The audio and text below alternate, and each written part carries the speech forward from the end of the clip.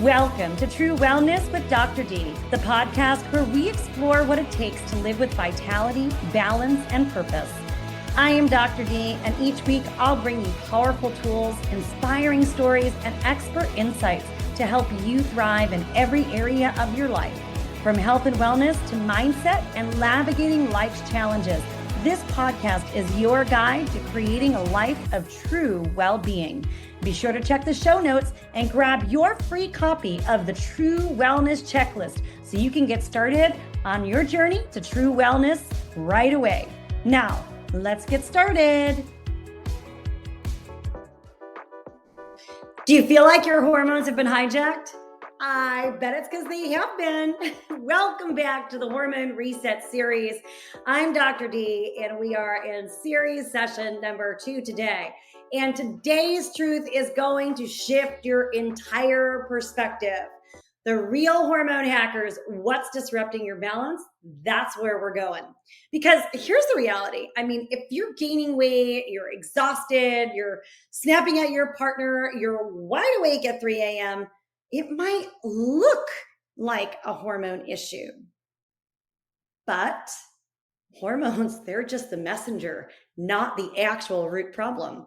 So today we're uncovering what's really messing with your hormones, often silently, and what to do about it. So first of all, let's talk about why symptoms actually persist.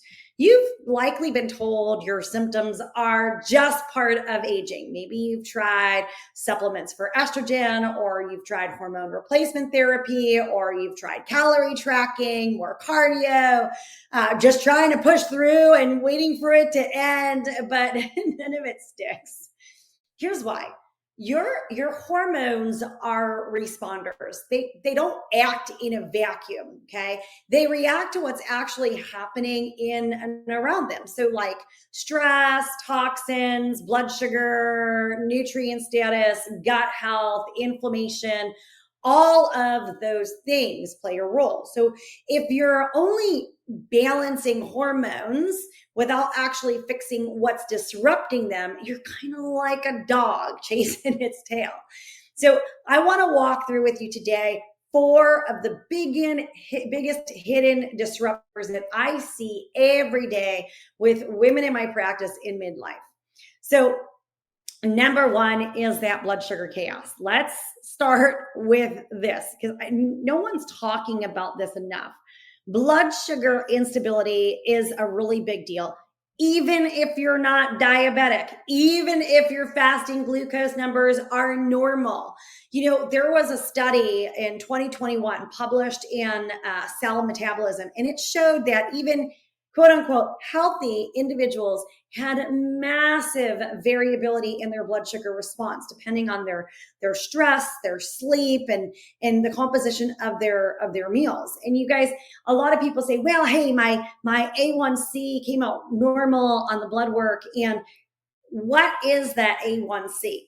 So the A1C is the average essentially of your blood sugar over the last 3 months' time. So if you're having spikes, right, where your blood sugar is spiking all the way up after you're eating stuff, crashing all the way down, maybe when you're fasting or you've skipped a meal, the average is still going to make it look like it's completely normal. Meanwhile, you're having all these peaks and drops, and those peaks and drops make a difference.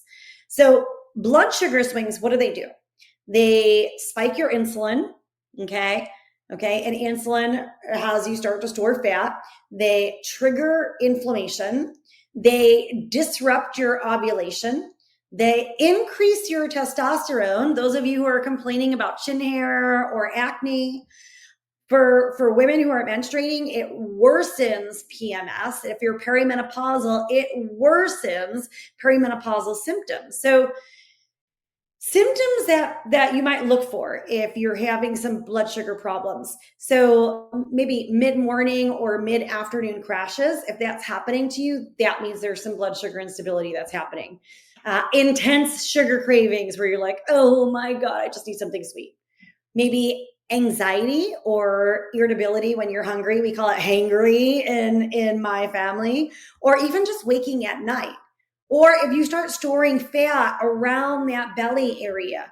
You see, your hormones, especially insulin, cortisol, estrogen, progesterone, they're all a part of the same communication network.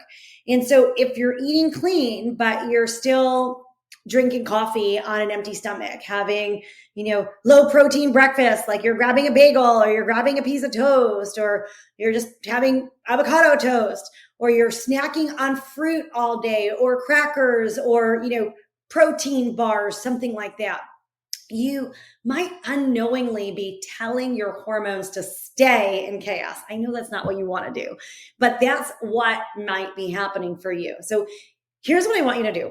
So first of all, think about front loading with protein and healthy fat in the morning, okay? So you want to target like 20 to 30 grams of protein in the morning when you're waking up. Now, I know this runs counter to some of the stuff that we've been told, like, oh my gosh, intermittent fasting, it's so wonderful.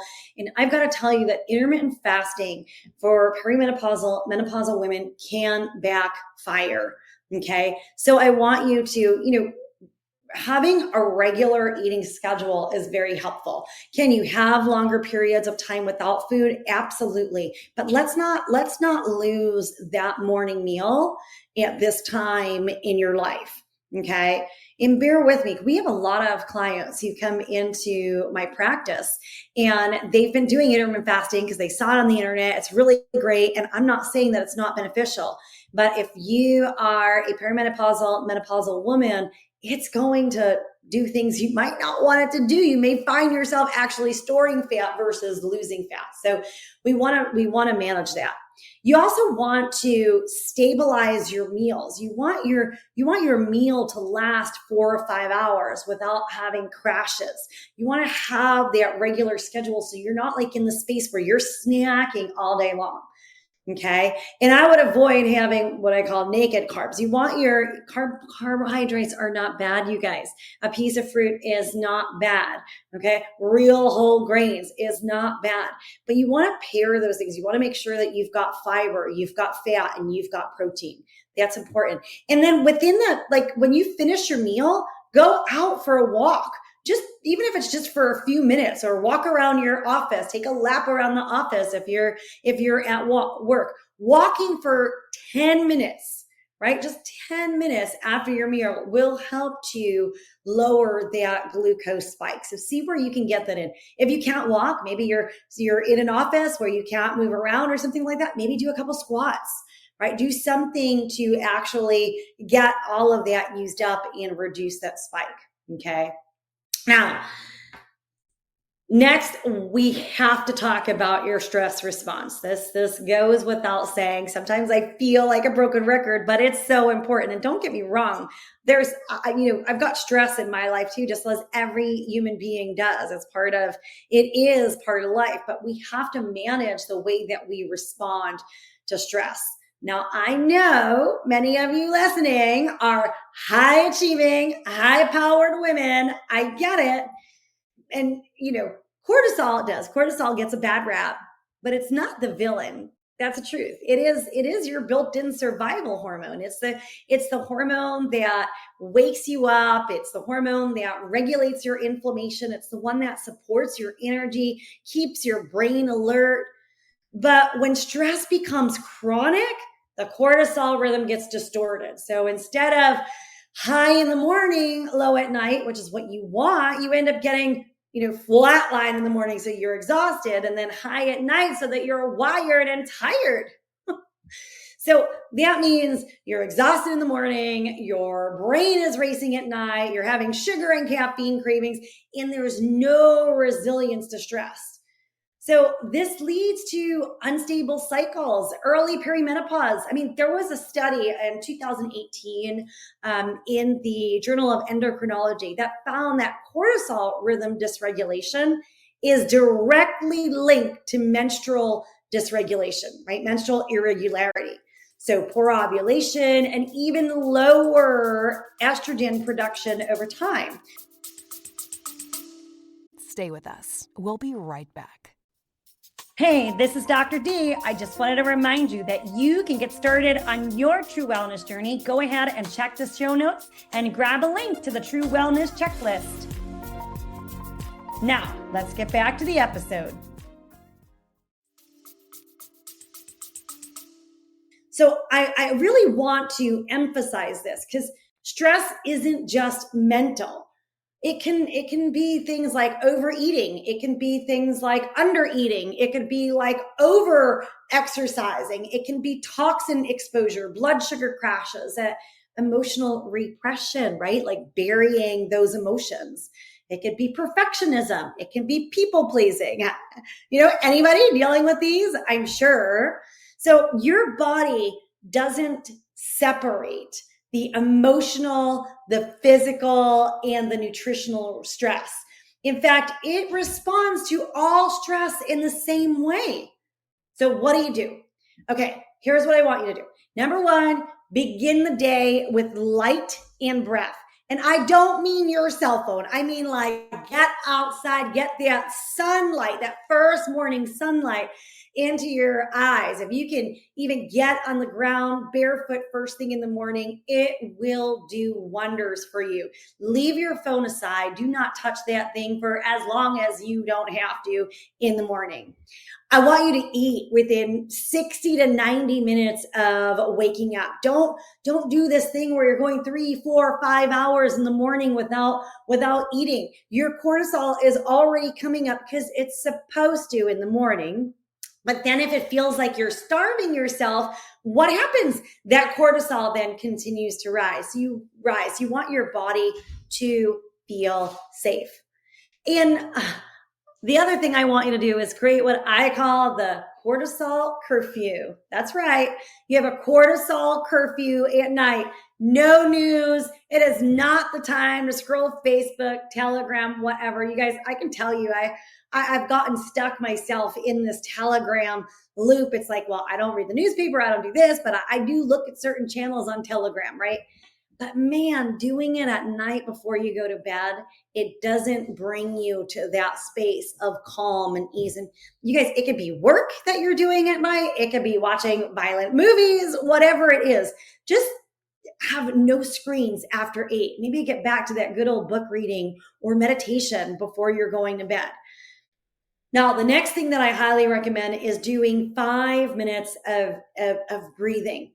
Right? And give yourself a rhythm for it. Sometimes I like to do in for 4, hold for 7, out for 8.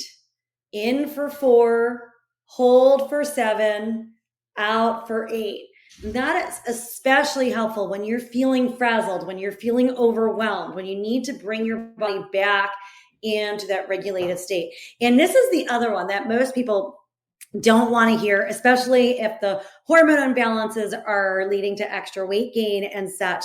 But if you are out there and your body's stressed and now you're doing all these high intensity workouts, they're going to have you feel worse, not better. So this is not the time to start to bring in high intensity workouts. And we'll talk more about exercise and working out as we go through this hormone series here. Now, the next thing that we have to address is the gut, okay? The gut is not just about your digestion. It is your hormone processing center. So take estrogen, for example. It is metabolized in the liver. It's excreted through bile and stool. So if you're constipated, if you're bloated, if you're inflamed, your estrogen stays in circulation for too long. So then we end up with breast tenderness, heavy periods, mood swings, histamine sensitivity, right? Where we're reacting to everything, or fatigue, or estrogen dominance, or excess weight around the hips and the thigh areas. In fact, I don't know if you've heard this term before, but there is a name for this. It's called the estrobolome, right? The part of your gut microbiome that regulates estrogen metabolism. You guys, I love the science. So there was a study in the Journal of Endocrinology in 2019, and it highlighted how gut dysbiosis in the estrobolome is a driver of hormone-related cancers and PMS. So think about that. And symptoms of your gut that it might be hijacking your hormones. Maybe you feel worse before your period, or you bloat after everything that you eat, or you're constipated, or maybe you're swinging between really loose stools and really slow moving stools. Or maybe you're getting skin rashes or breakouts or rosacea. These are all things that are indicative of an issue at the gut. So what are some of the things that you do? Guys, most important, you want to make sure that you're pooping every day. And I always say 2 to 3 times, like soft serve ice cream, nice and beautiful. That's what your goal should be. So that means that you've got to eat a lot of fiber. Okay. And your fruits, your vegetables, these are all critically important. I tell my clients, hey, I want you to aim for 7 servings of vegetables a day. 7 servings of vegetable a day. That's enough fiber to get everything moving. But you can also add, like, prebiotic fiber is fantastic. That's like cooked and cooled potatoes or leeks or garlic. Those are prebiotic fibers that can be helpful as well. And one really simple thing, you guys, and I know many of you high performers out there, you're always on the go and hardly taking the time needed to actually sit down and eat a meal. But eat slowly and chew. Eat slowly and chew. In fact, I have my ABCDs, Dr. D's ABCDs of mindful eating. And the first one is pay attention. Because yes, digestion begins in your mouth, but I always say it begins with your other senses. When your eyes see the food, when you smell the food, maybe when you hear the cooking in the kitchen, that stimulates your body to know that food is coming. Okay. So pay attention, breathe before you eat, then chew, chew, chew, chew, chew. That's letter C. And then D is delay before taking your next bite. So just that simple act of bringing that mindfulness will help to restore your gut and get your hormones back into balance. It's not the only thing, of course, right? You want to bring all these different things together. Now, the other piece too is liver detox. So your liver plays a major role. So cruciferous vegetables like your broccoli, your cabbage, your kale, those kinds of things, those are really helpful in order to help with liver detox. And of course, you want to avoid excess alcohol. I'm sorry, you guys, it disrupts the microbiome. And the detox enzymes that you need, they get disrupted when we're drinking alcohol. So, keep it to the bare minimum. And I know if you're feeling stressed and you're like, oh, I need that glass of wine to get through my day, find something else to get through your day with, because it's just not worth it. So the next one we need to talk about, you guys, is the toxins, because we do live in a toxic soup is what I'm going to call it. And our hormones are swimming in it, from plastics and pesticides, the perfumes, the receipts. Your body is exposed to hundreds, probably more, of chemicals daily.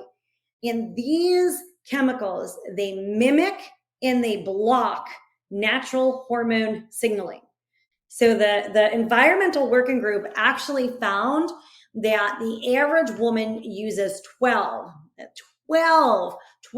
personal care products daily. And those 12 products have, on average, from their research, have over 160 different chemicals, many of which are unregulated and proven endocrine disruptors, proven hormone disruptors. And the problem is these toxins, they impair your ovulation, they disrupt your thyroid, they block the hormone receptors, they contribute to estrogen dominance and autoimmune issues. So these are things we have to pay attention to. So if you're having sensitivity to smells or perfume, you're getting headaches, you're having skin breakouts, you're tired and fatigued, you've got brain fog, you kind of like feel hungover after meals or wine, that's a sign that you are in that toxic overload state.